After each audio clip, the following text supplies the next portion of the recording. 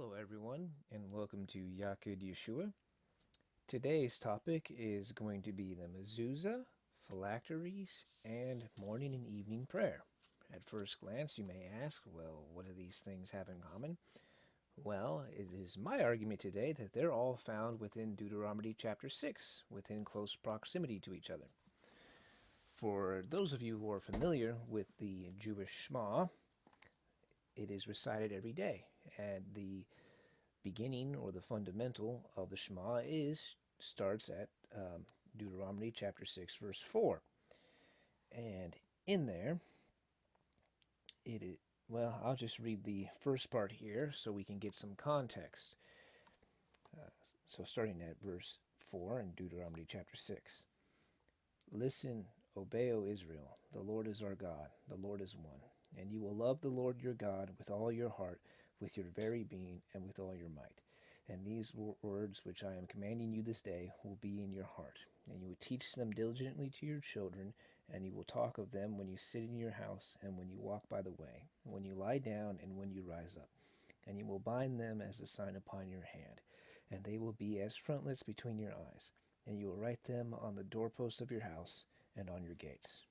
So these verses can be a little bit difficult to interpret because you first have to ask the question, are we talking literally or figuratively, that is to say, like a metaphorically, in this part of the text?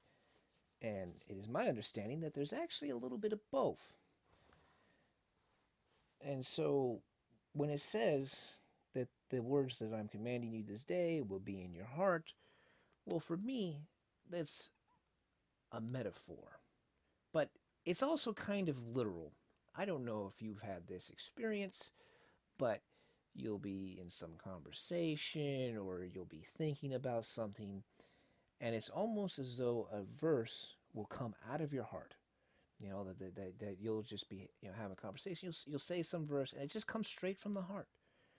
And to me, that's the proof that the word is in your heart. And it says, well, okay, so to me, it's like a metaphor, but it's also kind of literal. It's almost as though the word really does just exist inside the heart somehow. But the next part, and you will teach them diligently to your children. Well, is that a metaphor? Why would you think that's a metaphor? I mean, that seems very literal. That seems very direct. You teach your kids these things. Well, okay, very simple, very easy. And you will talk of them when you sit in your house and when you walk by the way. Okay, well, that's also, once again, pretty simple. I mean, when you sit in your house, talk about it. You got somebody there, talk about it. When you walk by the way, people, before cars were invented, used to have to walk everywhere. And when you walk somewhere, you come across people on the road. Why not talk about it then? And then it says when you lie down and when you rise up. Uh, Back in the day, we didn't have bedrooms for everyone and individual beds for everyone, especially in like medieval Europe.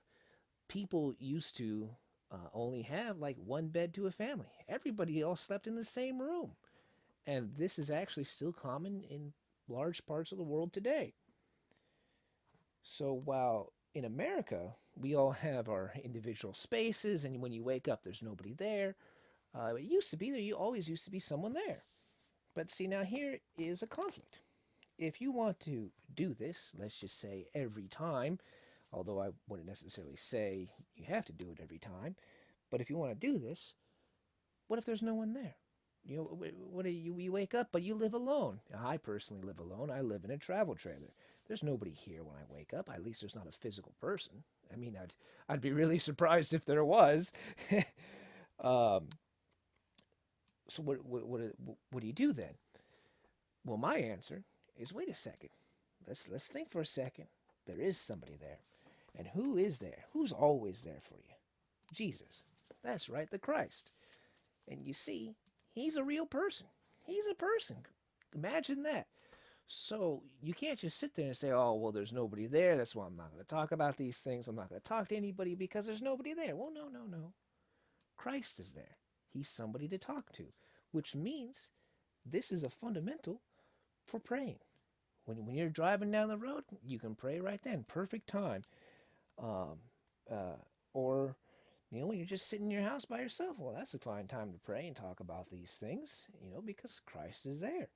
And when you lie down and when you rise up, perfect times to pray because Christ is always there. He's somebody you can talk to. And for me, this is a fundamental biblical basis for praying in the morning and in the evening. In fact, probably throughout large portions of your day. Why are you going to sit in your house? Well, you're probably sitting down having a meal. It's a good time to pray when you eat, right? A lot of people do that.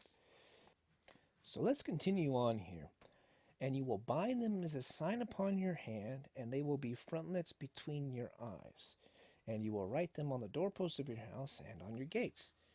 So this next part is where Orthodox Judaism comes in. And this is where the Phylacteries and the Mezuzah comes into play. Now, they're actually quite similar, and they both really stem from these two verses. So what they are, in essence, is a box with the Shema written inside of it. Uh, the phylacteries are on your hands and your forehead, and the mezuzah is on the doorpost. Now, I personally disagree with these practices. I don't think that they're correct, or at least not completely correct, as in you could do better. So let me start with the mezuzah.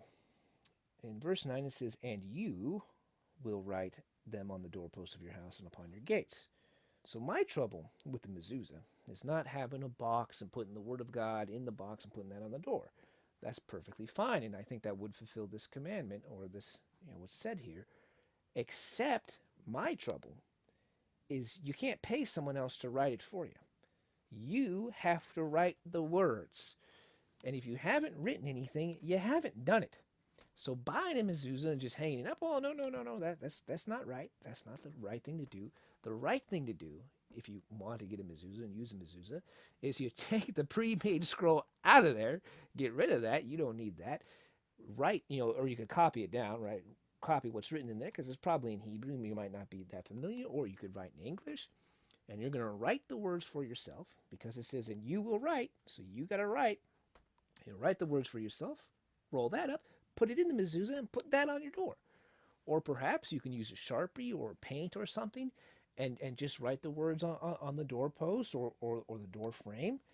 Write it on your gate. That's another thing to do. But if you have not written anything, you haven't done what's right in the sight of the Lord.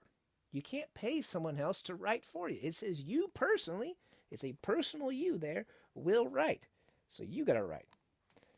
And this other one, in verse 8, is about the phylacteries, binding the words as a sign upon your hand and frontlets between your eyes.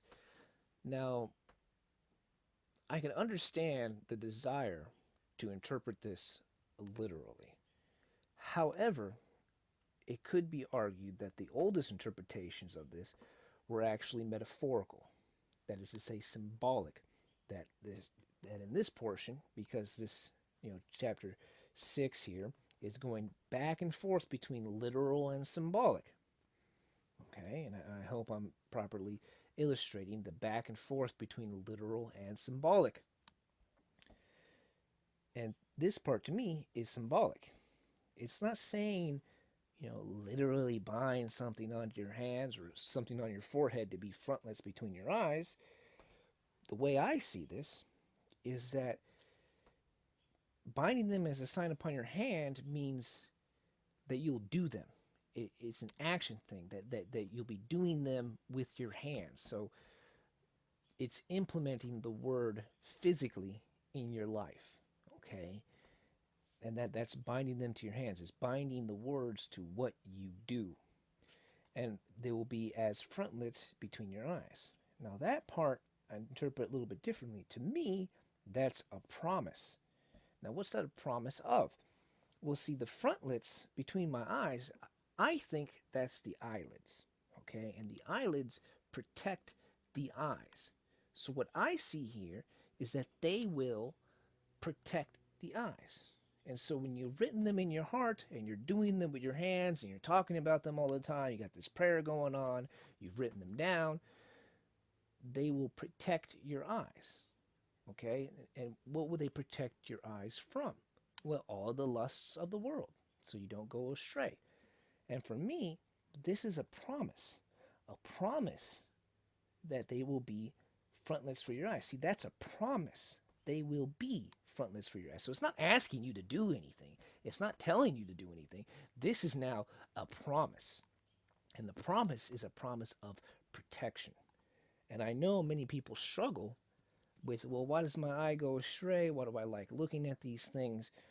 Well, if you did these other things, it would protect your eye from wanting to look at these things, from wanting to go astray. And I think that's very important and a good takeaway about the Shema here, that this part of it is a promise, whereas um, the rest of it is a basis on what you should be doing, and it includes, and I make an argument using this, that it's actually also talking about prayer, because Christ is a real person. And now that you've listened to me talk for over 10 minutes, please like and subscribe. And if you have any comments, please leave me a comment. I'd appreciate to see that. You have a blessed day. And Yakid Yeshua out.